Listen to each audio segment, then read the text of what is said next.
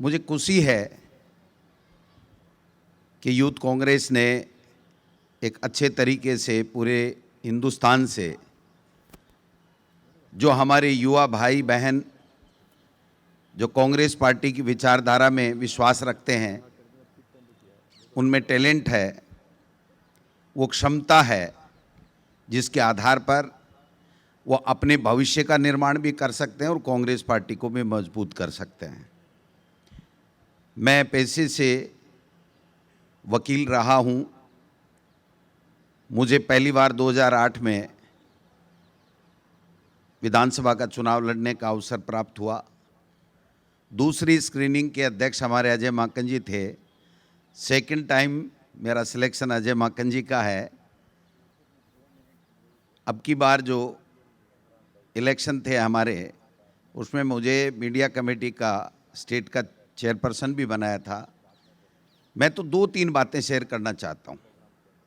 एक जो मुझे दिखता है रोज़ाना के परिवेश में, जब हमारे लोग टीवी डिबेट में जाते हैं या उनके लोग जाते हैं, बीजेपी के लोग जाते हैं, तो एक चीज़ जो ध्यान देने वाली है या ध्यान रखने वाली है, वो सबसे महत्वपूर्ण बात यह है कि वो लोग झूठ को भी ज़ोर से बोलते हैं, हमारे लोग सच को भी थोड़ा धीरे बोलते हैं। उससे उनका झूठ प्रभावी हो जाता है और हमारा सच दब जाता है।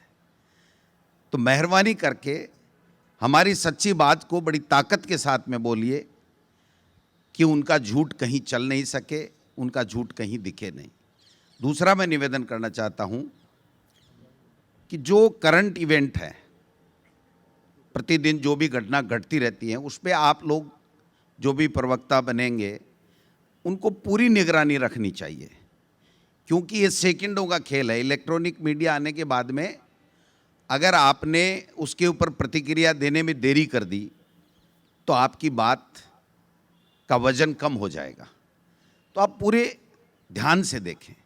तीसरा, जिस विषय के ऊपर डिबेट है, अगर आपका उसके ऊपर अध्ययन नहीं है तो आपको टीवी डिबेट में जाने की ज़रूरत नहीं है।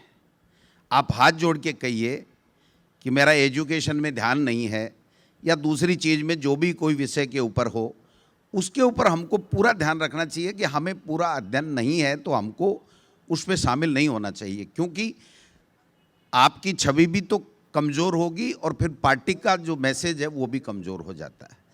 ये ज़रूरी नहीं कि मीडिया ने बुला लिया तो हमको जाना ही है, चाहे कुछ आए या नहीं आए, संज्ञान में बात हो या नहीं हो।